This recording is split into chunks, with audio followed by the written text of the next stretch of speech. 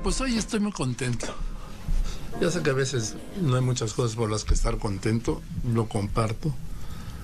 Pero hoy estoy muy contento porque pues aceptó venir un gran personaje al que quiero y admiro. Sí, Juan Villoro, escritor, periodista y sobre todo gran escritor, gran periodista, pero ¿sabe qué es más importante? Que todavía es mejor persona. Y eso sí está cañón. Juan, muchas gracias. Gracias a ti, Joaquín, por tenerme aquí. Venir. Muchas gracias a ti. Porque, pues, ahora te echaste el tiro con nuestro querido Víctor Trujillo. Efectivamente, fíjate, estamos en esta obra La desobediencia de Marte. Hace 4 años que Víctor no hacía teatro. Yo lo vi por primera vez hace unos 30 años en La muerte accidental de un anarquista, de Darío Fo, donde estaba espléndido con Héctor Ortega. Y siempre me ha parecido un gran actor dramático, pero bueno, pues la gente lo conoce mucho más por sus apariciones como Broso, y de vez en cuando ha regresado a las tablas. La última vez para hacer esta obra espléndida, Rojo, sobre el pintor Mark Rothko, que se suicidó, tuvo una vida trágica. Era una obra donde solo había 2 personajes en escena, una obra de John Logan, y ahora regresa también con 2 personajes en escena en La desobediencia de Marte, en donde él hace 2 papeles, el de un célebre astrónomo que realmente existió, Tycho Brahe, que disputó muchísimo con Johannes Kepler para descifrar las órbitas de los planetas, y luego hace al personaje, al actor que representa a Tycho Brahe. Es decir, partimos de 1600 y luego vamos a la época actual, 2 actores que están discutiendo la propia obra. Y la obra de Kepler y Tycho, pues es un debate que se dio en 1600, y uno piensa a veces que la ciencia, los científicos nada más están disputando por ver quién hace la mejor fórmula, quién encuentra la mejor solución a un enigma teórico. Pero pues, son seres humanos, entonces tienen envidias, disputas, cosas así. Celos brutales, esa es la palabra clave, porque Tycho Brahe tenía las mejores mediciones del cosmos, pero no sabía cómo interpretarlas. Y Kepler tenía la mejor cabeza, pero no tenía las mediciones. Uno era empírico, otro era teórico. Y obviamente el que predominara se iba a quedar con la gloria y además iba a imponer su teoría del universo. Ganó Kepler, según sabemos, sí. pero después de unas disputas terribles y de unos pleitos bárbaros. Y entonces, bueno, de eso trata la primera parte de la obra, cómo es necesario en ocasiones llegar a un pleito humano para descifrar lo más recóndito en los confines del universo, y de lo más lejano, que es lo que pasa en el universo, nos acercamos a lo más próximo, que es los afectos entre las personas, esa fuerza de gravitación que tenemos entre nosotros, y cómo de pronto una persona te atrae o te repele. Y ese ya es el mundo de los actores contemporáneos que viven de sus emociones y representan a los astrónomos. Entonces, estoy contentísimo de que Víctor Trujillo haya regresado con esta obra, acompañado de Mauricio Isaac, un gran actor que es quien hace a Kepler y al otro personaje. O sea, se da en 2 tiempos, ¿no? Sí. Primero los 2 científicos, 1600. Sí. Y luego 2 actores, Exacto. hoy en día, Claro. que discuten aquello. Exactamente, porque también yo me pregunté, Joaquín, a ver, ¿qué tengo yo, mexicano, que vive en el sur de la Ciudad de México, qué decir de un astrónomo danés y un astrónomo alemán de 1600? El tema me interesaba mucho, era fascinante, como te digo, pero dije, no, lo tengo que acercar también a lo que somos nosotros, el México actual, y por qué 2 actores mexicanos representan a estos astrónomos. ¿Qué significa entre ellos y cuál es la pugna? Porque hay otra pugna muy fuerte que traen los actores.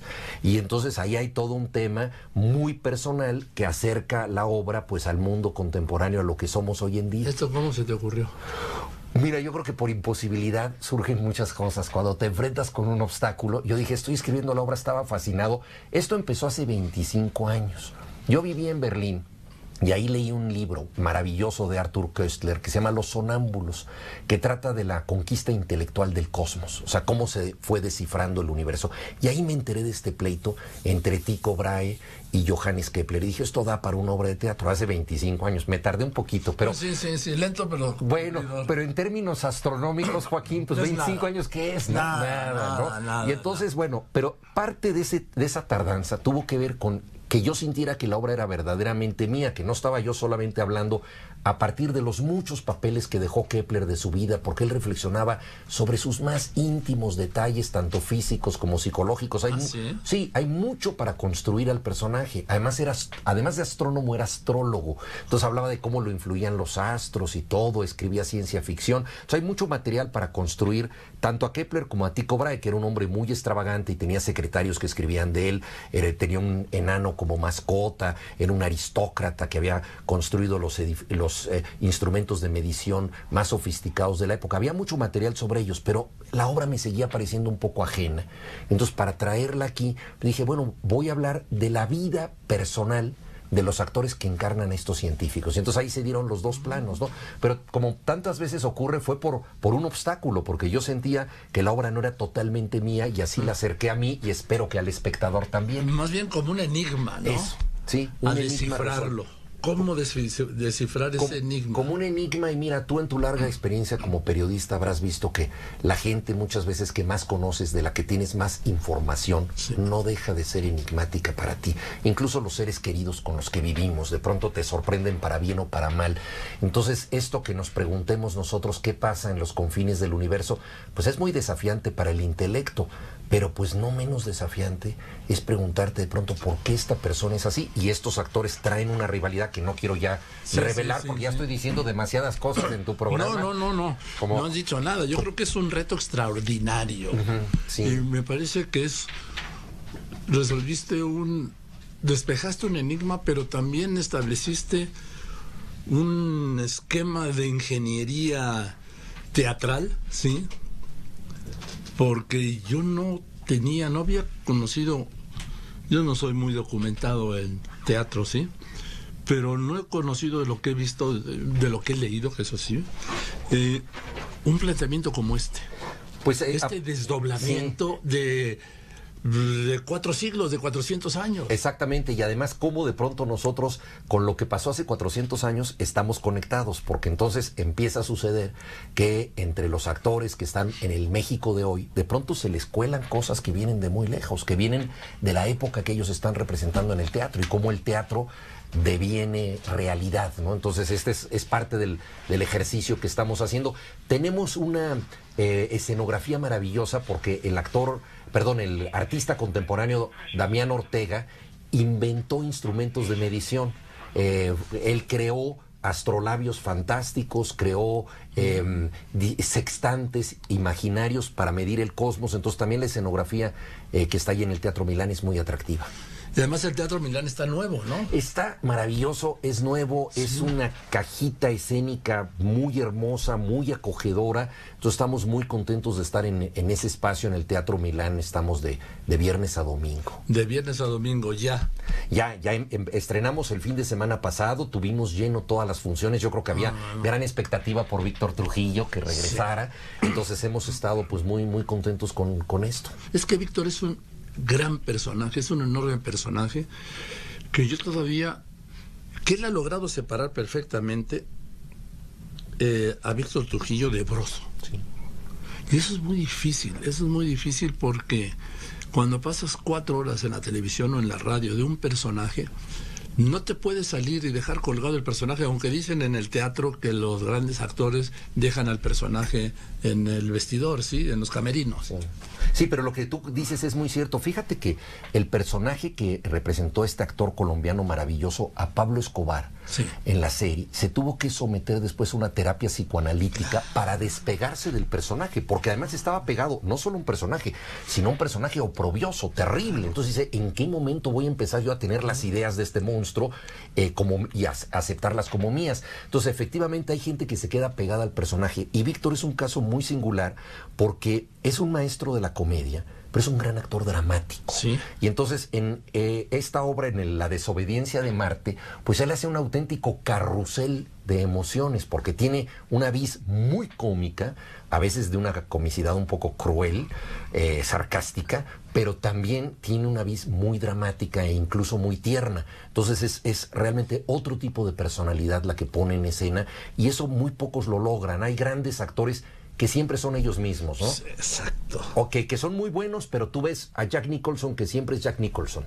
o a, no sé, Clint Eastwood, siempre es Clint Eastwood, ¿no? Y hay otros que se transfiguran, se transforman, y Víctor pertenece a esta categoría. Sí, no sabía lo del actor de Pablo Escobar, pero es explicable, ¿no te parece? Sí, porque imagínate estar viviendo en la piel de esa gente tanto tiempo y de pronto llegar, porque muchas veces para entrar en personaje tienes que caminar como tu personaje, comer como tu personaje, tener reacciones fuera de escena como él para manejar toda la gestualidad, y de pronto te devora el personaje. Sí, e incluso llegan a pensar como el personaje. Efectivamente. Cuando están en el personaje, ¿no? Sí, efectivamente.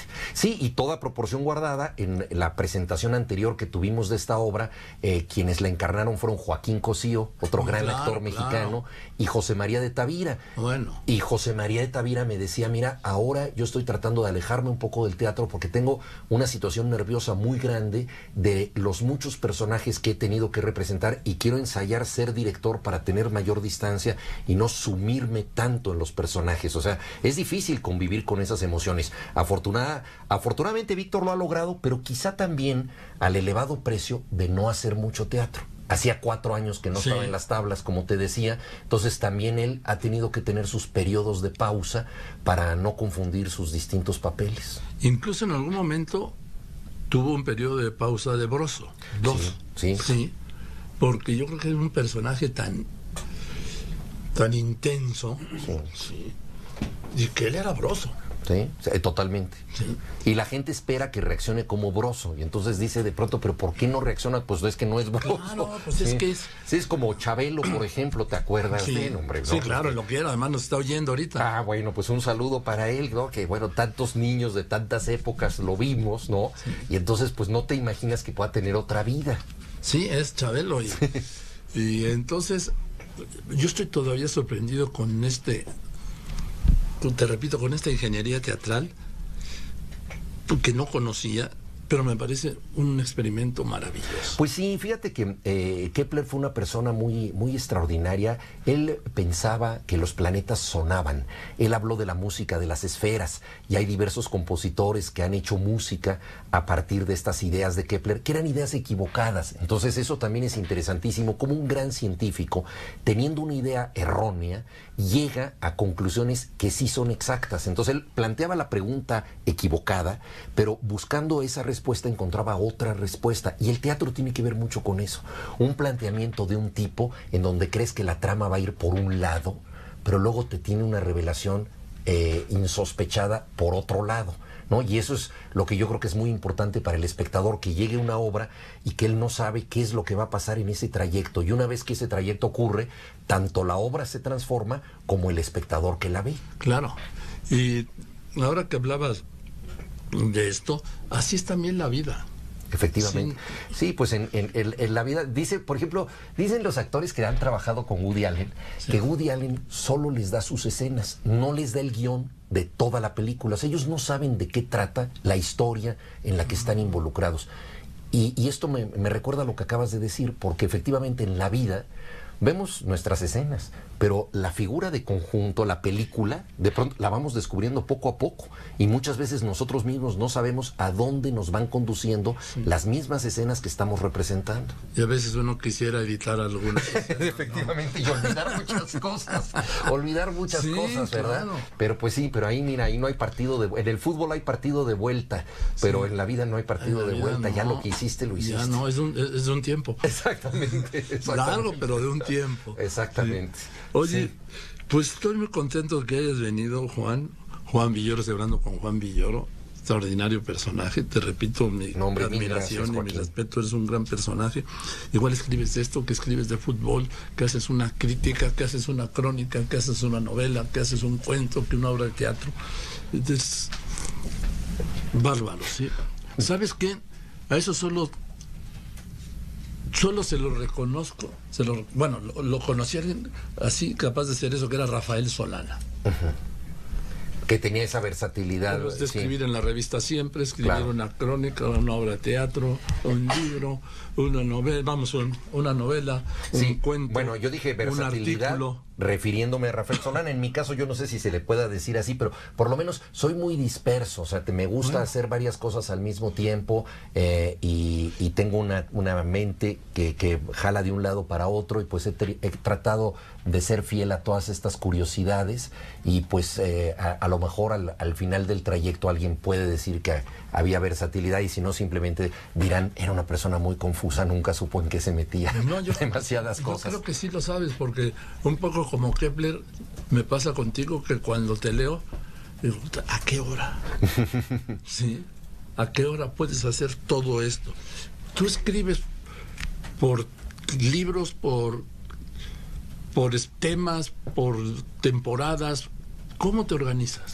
Bueno, primero que Porque nada... además sí. Moderas mesas, das conferencias, viajas. Efectivamente, sí, pues yo creo que también el trabajo que nosotros tenemos, me parece muy importante acercarlo a la gente. Yo creo que todos tenemos un compromiso educativo, y me parece muy grato poder participar en presentaciones de libros, conferencias, entrar en contacto con la gente que tenga curiosidades por la cultura, y yo creo que eso es algo que a veces nos desgasta, pero que debemos hacer continuamente. Y pues trato de tener una disciplina. Yo soy del colegio alemán, y entonces ahí ya me quedó muy marcada cierta disciplina, y por lo pronto soy una persona muy diurna. García Márquez, que tiene su foto contigo ahí en la pared, él decía que él trabajaba como empleado de banco. Se empezaba temprano en la mañana y a las 2 de la tarde sentía que ya se había ganado el almuerzo. Pues yo trato de seguir ese ejemplo. ¿Te levantas temprano? Me levanto muy temprano, y toda proporción guardada, pues también trabajo toda la mañana, y voy combinando distintas cosas. Los artículos periodísticos pues tienen una urgencia terrible, tienes que ser fiel al momento y tienes que entregar en la hora oportuna. Y en el espacio. Y hay cosas que no puedes posponer, como eso. Pero hay otras, como las novelas, que eso es como embarcarte en uno de esos viejos barcos balleneros que zarpaban por 4 años, por 5 años, ¿no? Y cuando regresaban los marinos, ya sus esposas estaban con otras personas, o las habían dejado embarazadas, y veían hijos de 4 años, 5 años que no habían conocido.